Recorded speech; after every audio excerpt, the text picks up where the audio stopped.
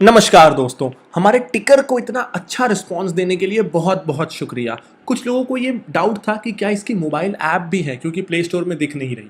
तो नहीं, अभी ऐप नहीं है। आप लोगों की डिमांड पे हमने इसको कंसिडर किया है और कुछ महीनों में ऐप आ जाएगी। लेकिन अभी के लिए आप सारा जो मैं एनालिसिस कर रहा हूँ उसे खुद कर सकते हैं ticker.finology.in पर जाके, या फिर गूगल में लिख सकते हैं फिनोलॉजी टिकर। और कुछ लोगों ने मुझसे कहा था कि कभी कभी कंपनी के पेजेस खुलने में डिले भी हो रहा है। तो जी हाँ, ये प्रॉब्लम हमने आइडेंटिफाई कर ली है और कुछ ही दिनों में ये प्रॉब्लम दूर हो जाएगी। तब तक हो सकता है कभी कभी ये थोड़ा स्लो चले। और हमारा मिशन है कि टिकर बाय फिनोलॉजी को दुनिया का सबसे अच्छा स्टॉक मार्केट रिसर्च टूल बनाना। इसके अलावा एक क्वेरी और थी कि वीडियोस जो मैं डेली डाल रहा हूँ उसका नोटिफिकेशन नहीं आ रहा। तो उसके लिए ज़रूरी है कि आप ना सिर्फ सब्सक्राइब करें, बल्कि यहाँ जो बेल आइकन आता है उस बेल आइकन को भी दबाएं। सब्सक्राइब करने के बाद आपको वो आइकन दिखेगा और बेल आइकन दबाने के बाद ऑल नोटिफिकेशंस पे क्लिक करें, जिससे जब भी मैं कोई वीडियो डालूंगा तो आपको नोटिफिकेशन आ जाएगा। इसके अलावा मैंने यहाँ प्लेलिस्ट भी बना दी है। इस प्लेलिस्ट में पहले से लेके आखिरी तक जितने भी वीडियोस मैं सीरीज में डालूंगा वो उसमें ऐड होते जाएंगे, और इस प्लेलिस्ट को क्लिक करके आप सारे वीडियोस लाइन बाय लाइन देख सकते हैं। नमस्कार दोस्तों, स्टॉक मार्केट क्लासेस विद प्रांजल के 4th लेसन में आपका स्वागत है। आज हम कुछ यूनिक चीजें डिस्कस करेंगे और इससे बहुत कुछ जो आप पहले से अज्यूम करते थे वो अजम्पशंस भी आपके गलत साबित होंगे। हो सकता है आपको काफी हैरानी भी हो आज के लेसन में। सबसे पहले हम डिस्कस करेंगे नेट मार्जिन या पैट मार्जिन की। पैट माने प्रॉफिट आफ्टर टैक्स, या इसे आप नेट मार्जिन भी समझ सकते हैं। और आज हम डिस्कस करेंगे आरओई के बारे में, रिटर्न ऑन इक्विटी के बारे में। साथ ही हम डिस्कस करेंगे आज डेट या लोन और डेट इक्विटी रेशियो के बारे में। तो ये 3 बहुत ज्यादा जरूरी चीजें आज हम डिस्कस करने वाले हैं। तो चलिए हम शुरुआत करते हैं पैट या नेट मार्जिन से। तो अब ये पैट मार्जिन क्या होता है, इसको बिल्कुल आसान एग्जांपल से समझते हैं। एक मान लीजिए पेंसिल आपने बेची 15 रुपए में, जिसको आपने खरीदा था 10 रुपए पे। तो यानी 15 रुपए का सामान आपने बेचा और उसमें 5 रुपए कमाए, यानी 1/3 आपका प्रॉफिट मार्जिन था। 33% आपका प्रॉफिट मार्जिन था। और अगर आपने पेंसिल बेची 20, जिस पेंसिल को आपने 10 में खरीदा था, तो यहां पे आपका मार्जिन हो गया 50% का। तो selling price minus cost price और साथ में उसके जो भी एक्सपेंसेस आपके बेचने के आए, वो सब माइनस करने के बाद जो मुनाफा बचा वो होता है पैट मार्जिन या नेट मार्जिन परसेंटेज के टर्म्स में। और यहां एक और डिफरेंस समझना जरूरी है कि मार्कअप और मार्जिन में क्या डिफरेंस है। जैसे अगर मैंने कोई पेंसिल 10 रुपए में खरीदी और उसे 15 रुपए में बेचा, तो मेरा मार्कअप परसेंटेज हो गया 50%, कि मैं 10 की चीज को 50% उसका दाम बढ़ा रहा हूं, 10 की चीज को 15 कर दे रहा हूं और फिर बेच रहा हूं। लेकिन प्रॉफिट मार्जिन हमेशा सेलिंग प्राइस पे निकलता है। प्रॉफिट मार्जिन कभी भी कॉस्ट प्राइस पे नहीं निकलता। तो प्रॉफिट मार्जिन आपको सेलिंग प्राइस लेना है जो 15 रुपए है, उसमें से देखना है कि इसका कितना परसेंट मेरे एक्सपेंसेस थे। तो 15 रुपए पे 10 रुपए मेरे एक्सपेंसेस थे, यानी 66.7% मेरे एक्सपेंसेस थे, और इसीलिए 33.3% मेरा प्रॉफिट मार्जिन हुआ। तो हमेशा प्रॉफिट मार्जिन सेलिंग प्राइस से निकलता है। हमेशा जो मार्कअप है वो कॉस्ट प्राइस पे निकलता है, कि कॉस्ट प्राइस पे आपने कोई चीज खरीदी, फिर उसको कितना मार्क अप किया, यानी उसका कितना दाम बढ़ाया, वो है मार्कअप। ज्यादा इंपॉर्टेंट कंसेप्ट फिनेंस में ज्यादातर यूज होता है प्रॉफिट मार्जिन, जो सेलिंग प्राइस से निकलता है। अब आपने मार्जिन्स तो समझ लिए, अब बात करते हैं आरओई क्या होता है। देखिए, कोई भी बिजनेस को शुरू करने के लिए आपको पैसे चाहिए। ज्यादातर बिजनेसेस ऐसे हैं कि बिना पैसों के शुरू नहीं हो सकते। अब पैसे कहां से आएंगे? या तो इक्विटी, यानी कि आप अपना खुद पैसा लगा रहे हैं या दोस्तों से पैसा लगा के डाल रहे हैं और उनको उस बिजनेस में शेयर दे रहे हैं। तो जब भी आप खुद पैसा लगा रहे हैं या लोगों से, दोस्तों से पैसा लेके लगा रहे हैं और बदले में स्टेक दे रहे हैं, तो वो हुआ इक्विटी। डेट क्या हुआ? जब भी आप लोन ले रहे हैं, लोगों को आप ये बोल रहे हैं कि मुझे पैसा दे दो, साल 2 साल में मैं इस ब्याज के साथ आपको लौटा दूंगा, तो वो हुआ डेट। या बैंक से ले रहे हैं तो वो हुआ डेट। अब मैं बताता हूं कि रिटर्न ऑन इक्विटी, जो शायद फाइनेंशियल स्टेटमेंट्स के सबसे इंपॉर्टेंट रेशियोज में से एक है, वो क्या होता है। मान लीजिए आपने 100 रुपए इकट्ठे किए लोगों से, 20 रुपए आपने खुद के लगाए, 20 रुपए दोस्तों से लिए, 60 रुपए कहीं और परिवार से, फादर से, कहीं से भी लिए, और 100 रुपए आपने बिजनेस में इन्वेस्ट किए और 100 रुपए के शेयर्स आपने लोगों को बांट दिए। यहां आपने लोन नहीं लिया, या तो खुद का पैसा लगाया और खुद को शेयर्स दिए, या दूसरों का पैसा लगाया और उनको शेयर्स दिए। तो 100 रुपये आपने टोटल निवेश किया और साल भर बिजनेस करने के बाद आपको पता चला कि आपके पास 20 रुपये मुनाफे के रूप में बच गए। यानी आपने बिजनेस में लगाए थे 100 रुपये और साल भर के बाद आपके पास हो गए 120 रुपये। जो पैसा आपने लगाया उस पर आपने साल भर के बाद 20 रुपये कमाया। ये है रिटर्न ऑन इक्विटी। अब इससे हमें नेट मार्जिन और रिटर्न ऑन इक्विटी का फर्क समझना बहुत जरूरी है। नेट मार्जिन ये बताता है कि जब आप कोई सामान बेच रहे हैं तो उसको आपने खरीदा कितने पे था, उसको बेचने में खर्चे कितना आया और उसके बाद आपने उस सामान को कितने मुनाफे में बेचा। साल भर आप जितनी बार सामान बेचेंगे, जो कुछ करेंगे, वो सब करने के बाद आपने साल की शुरुआत में उस बिजनेस में कितना पैसा लगाया था और साल भर के बाद उस पैसे पे आपने कितना पैसा बनाया, ये ROE बताता है। थोड़ा हो सकता है कंफ्यूजिंग लगे, चलिए इसे एक एग्जाम्पल से समझते हैं। मान लीजिए एक आदमी था राम, उसके पास 100 रुपए थे और उसने आज बिजनेस शुरू करने की सोची।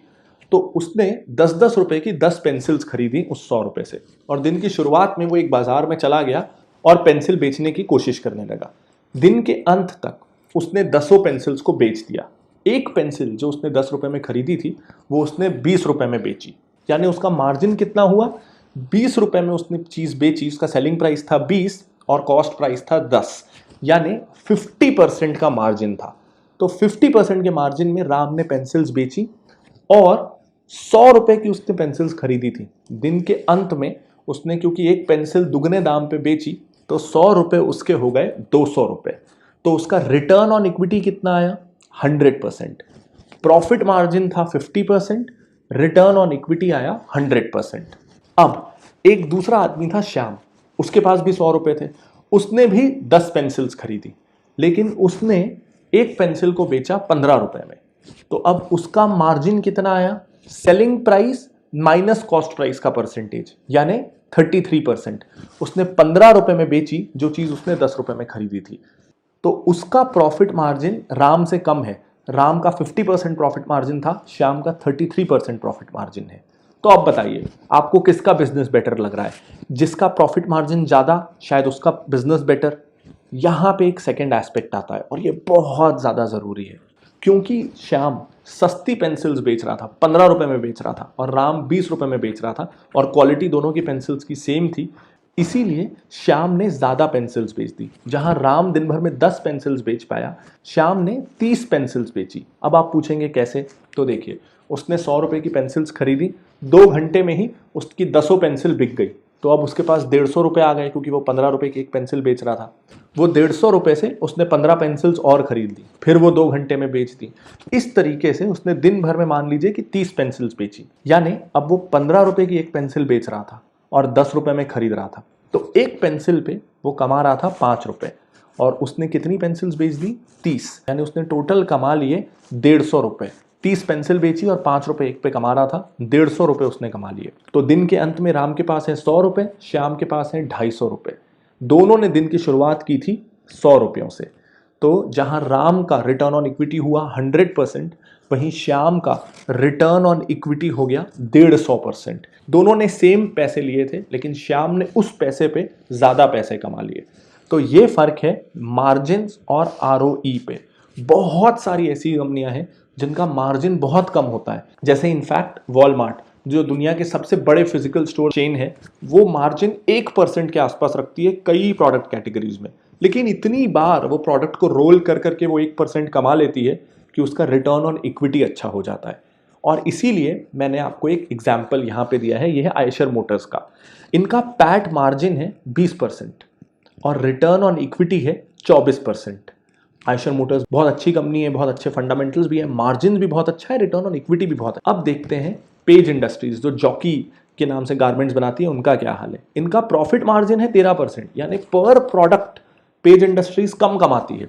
लेकिन उस चक्कर में, क्योंकि ये मार्जिन कम रखती है, तो ज़्यादा प्रोडक्ट्स बिकते हैं और ROE कितने पैसे पे पैसा बना, ये इसका आयशर मोटर्स से दुगना है। मार्जिन भले ही बहुत कम हो, लेकिन पैसे पे कितना पैसा बना, ये बहुत बेटर है पेज इंडस्ट्रीज का। तो मैं बहुत सारे लोगों को देखता हूं जो मार्जिन्स को लेके ऑब्सेस्ड रहते हैं। उनके हिसाब से सबसे जरूरी यही है लेकिन आप एक सिंपल चीज़ ध्यान रखिए कि किसी भी बिजनेस का पर्पस है चीज़ को महंगे से महंगे में बेचना, ये पर्पस नहीं है।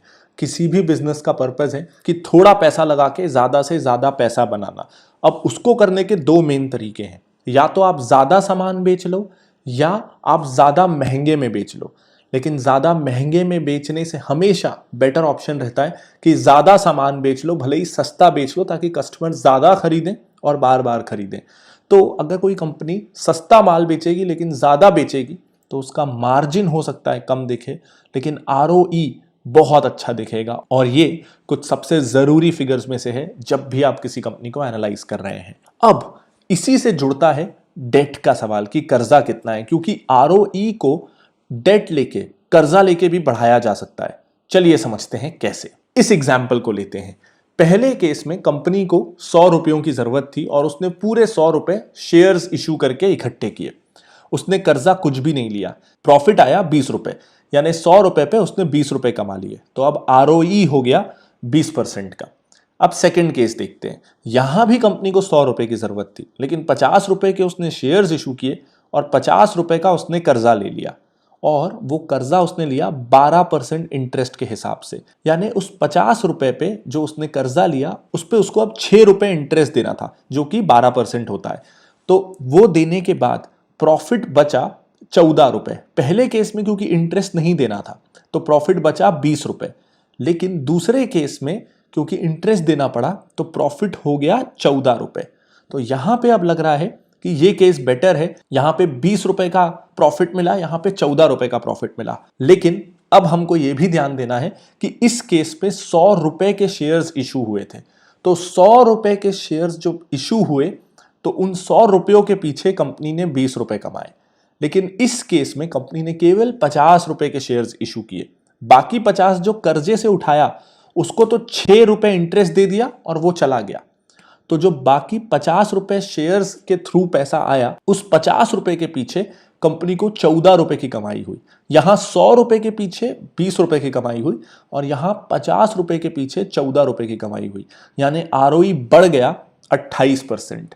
तो इस एग्जाम्पल से हम समझ रहे हैं कि कैसे कर्जा लेके ROE को बढ़ाया जा सकता है, जो बहुत सारी कंपनियां करती भी है। इनफैक्ट इसीलिए आप लोगों में से जिन लोगों ने कॉमर्स में पोस्ट ग्रेजुएशन की पढ़ाई की है उनको बोला जाता है कि आइडियल डेट इक्विटी रेशियो 2:1 होता है। यानी अगर 50 रुपए आपने शेयर्स के थ्रू उठाए हैं तो 100 रुपए का आप कर्जा ले लीजिए, इक्विटी से दुगना कर्जा ले लीजिए, जिससे शेयर होल्डर्स का ये रिटर्न बढ़ जाएगा। लेकिन यहां मैं आपको कहना चाहता हूं कि नहीं, as an investor ideal debt equity ratio होता है 0। कंपनी में डेट होना ही नहीं चाहिए। इसलिए आप जब अच्छी कंपनियां देखेंगे तो उनमें लगभग इक्विटी के मुकाबले कुछ भी डेट नहीं होता। यहां पे 0.02% डेट इक्विटी रेशियो है। पेज इंडस्ट्रीज में 0.01 डेट इक्विटी रेशियो है। तो लगभग 0 डेट ये कंपनियां चल रही हैं और ये दोनों कंपनियों ने बहुत अच्छा किया हुआ है, बहुत वेल्थ क्रिएट किया हुआ है, और वो भी 0 डेट रह के। क्योंकि आपको ये भी देखना है कि जब कमाई अच्छी नहीं हो रही होती, यहां पे तो दोनों केसेस में अच्छा खासा प्रॉफिट हो रहा था, लेकिन मान लीजिए इंडस्ट्री में स्लो डाउन आ गया या किसी भी कारण से माल नहीं बिका, तो क्योंकि प्रॉफिट नहीं हुआ तो शेयर होल्डर्स को कुछ नहीं मिलेगा और वो चलता है। लेकिन अगर आप कर्जा ले रहे हैं तो ये 6 रुपए जो इंटरेस्ट है ये तो पटाना ही पटाना है, चाहे प्रॉफिट हो चाहे लॉस हो। इक्विटी होल्डर्स को, शेयर होल्डर्स को तो डिविडेंड या प्रॉफिट तभी मिलेगा अगर प्रॉफिट होगा। लेकिन डेट का नुकसान ये है कि प्रॉफिट हो या ना हो, इंटरेस्ट तो पटाना ही है। और ऐसे में अगर कंपनी 2-3 साल लॉस में रहे और इंटरेस्ट पटाने के पैसे ही ना बचे तो कंपनियां डूब जाती है। तो बहुत सारी अच्छी कंपनियां इसलिए बर्बाद हो गई क्योंकि उन्होंने कर्जा बहुत ज़्यादा ले लिया था। तो ज़्यादातर कंपनीज में आपको ये देखना है कि डेट इक्विटी रेशियो कम से कम हो, 0 हो तो बहुत अच्छा है। अगेन ये चीज बैंक्स में बिल्कुल अप्लाई नहीं होगी। कोई भी बैंक में आप कभी भी डेट इक्विटी रेशियो नहीं देखेंगे। और यही फिनोलॉजी टिकर की खासियत भी है कि हमने हर कंपनी के अकॉर्डिंग वही डेटा कंपनी एसेंशियल्स में दिखाया है जो डेटा जरूरी है। जैसे बैंक्स में आपको डेट इक्विटी रेशियो को नहीं देखना है, तो यहां से हमने डेट इक्विटी रेशियो को हटा दिया, कासा ला दिया, कॉस्ट टू इनकम ला दिया, नेट इंटरेस्ट इनकम ला दिया, जो आपको पिछली कंपनीज में या यहां पे नहीं दिख रही है। और बैंक्स में आपको अलग फिगर्स दिख रही हैं क्योंकि ये बैंक्स में इंपॉर्टेंट है। डेट क्यों इंपॉर्टेंट नहीं है? क्योंकि बैंक का तो बिजनेस ही है लोगों से पैसा लेना, करेंट अकाउंट के रूप में, एफडी के रूप में, सेविंग्स के रूप में। तो बेसिकली लोगों से पैसा उधार लेना और उसको आगे उधार पे दे देना। तो इसमें हम डेट इक्विटी रेशियो नहीं देखेंगे क्योंकि बैंक्स का तो वही काम है। तो कभी भी डेट इक्विटी रेशियो किसी भी lending, finance company, NBFC, banks में हमको नहीं देखना है। उसके लिए बहुत सारे अलग रेशियोज हैं जिनको डेफिनेटली जब हम आगे की वीडियोस में इंडस्ट्री बाय इंडस्ट्री एनालिसिस सीखेंगे तब मैं डिस्कस करूंगा। लेकिन आज के लिए आप इतना जान लीजिए कि डेट इक्विटी रेशियो जितना कम हो या डेट फ्री हो उतना अच्छा है। तो आज हमने कुछ जरूरी चीजें देखी कि प्रॉफिट मार्जिन से ज्यादा जरूरी है कि आप आरओई देखें, और उससे भी जरूरी है कि आप अच्छा आरओई देख के खुश मत हो जाइए। ये देखिए कि कहीं ये आरओई इसलिए तो नहीं है कि कंपनी में डेट बहुत ज्यादा है, क्योंकि अच्छे टाइम पे ज्यादा डेट लेके, जैसा हमने देखा, कोई भी अपना आरओई इंप्रूव कर सकता है। तो अच्छी कंपनी वही है जो बिना डेट लिए या कम से कम डेट लेके भी बहुत अच्छा आरओई ला सके। अब अच्छा आरओई क्या होता है, ये बहुत इंडस्ट्री टू इंडस्ट्री डिपेंड करता है कि उस इंडस्ट्री में आरओई कितना चल रहा है। यूजुअली कंपनीज कितना आरओई निकाल पाती हैं।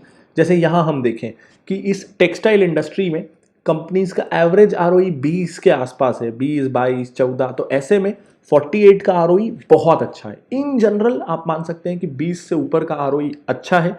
लेकिन आपको इंडस्ट्री में यहाँ टिकर पे आप पीयर्स पे क्लिक करेंगे तो ये सेक्शन आ जाएगा, और आप चाहें तो सारे पीयर्स की लिस्ट भी इस बटन पे क्लिक करके ला सकते हैं और आरओई कंपेयर कर सकते हैं। जितना ज़्यादा आरओई उतना ये कंपनी के लिए पॉजिटिव है। 20 से ऊपर ज़्यादातर इंडस्ट्रीज में होना चाहिए, ये बहुत अच्छी फिगर है। बैंक्स में, कुछ हैवी इंडस्ट्रीज में ये लाना मुश्किल होता है, लेकिन ज़्यादातर इंडस्ट्रीज में इतना आरओई आपको एक्सपेक्ट करना चाहिए। और इसी तरह अगर आप साल भर तक मेरी और मेरी टीम के साथ इन्वेस्टिंग सीखना चाहते हैं, टेक्स्ट लेसन्स हो, वीडियोस हो, डाउनलोड्स हो, एक्सेल शीट्स हो, रिसर्च रिपोर्ट्स हो, हर तरीके से, तो आप ज्वाइन कर सकते हैं अकेडमी ऑफ वैल्यू इन्वेस्टिंग के कोर्स को, जो अब इंग्लिश और साथ ही साथ हिंदी दोनों ही भाषाओं में अवेलेबल है, और आप अपनी पसंद की भाषा में इसे ज्वाइन कर सकते हैं। इसके अलावा इस लॉकडाउन के समय में आप अपने टाइम का अच्छा उपयोग कर सकते हैं फिनोलॉजी पे आके, और ये वैरायटी ऑफ कोर्सेज में जो आपको पसंद आए उसे चूज करिए और अपनी नॉलेज बढ़ाइए। पेड के साथ साथ फ्री कोर्सेज भी अवेलेबल हैं। उम्मीद करता हूँ आपको आज का वीडियो पसंद आया होगा। अगर हाँ, तो इस वीडियो को ज़्यादा से ज़्यादा लोगों के साथ शेयर करें, लाइक करना बिल्कुल मत भूलिए, और अगर कोई भी आपको डाउट है तो कमेंट कर दीजिए। मैं और मेरी टीम आपके डाउट्स का हल ज़रूर आपको देंगे। मैं लाता रहूँगा हर रोज़ इसी तरह के वीडियोस। तब तक के लिए this is Pranjal Kamra signing off. Bye bye.